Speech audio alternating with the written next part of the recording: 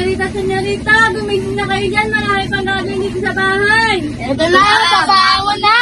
Mga bata, anong sinabi ko sa inyo? Di ba dapat lagi magsabi ng po at opo? Ay, ito na po, papaangon na po!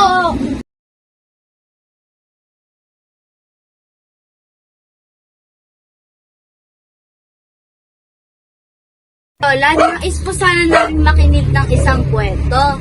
Opo, Lola, lalo na po yung kwento tungkol sa panahon ninyo. Aba, sige naman mga apo.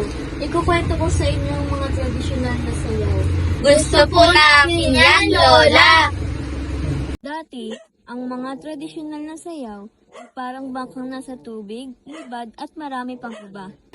Ang parang bangkang nasa tubig ay isang sayaw na folk dance na nagpapakita ng mga tradisyonal na galaw at mga kasuotan ng mga Pilipino.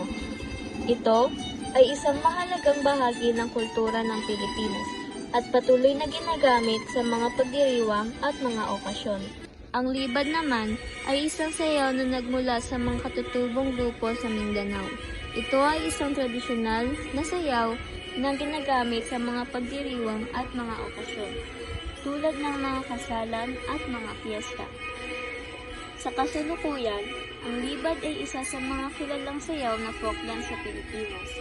Ito ay patuloy na ginagamit sa mga pagdiriwang at mga okasyon, at isa sa mga mahalagang bahagi ng kultura ng Pilipinas.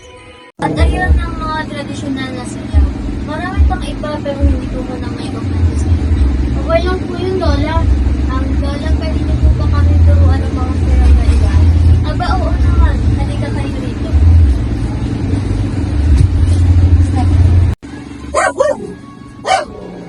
Grabe, Lola. Marami po namin natutunan. Oo nga po, Lola. Salamat po. Walang anuman. O papaano ko, umunakot na mga kanito pa ako. Sige po, Lola. Mag-iingat po kayo.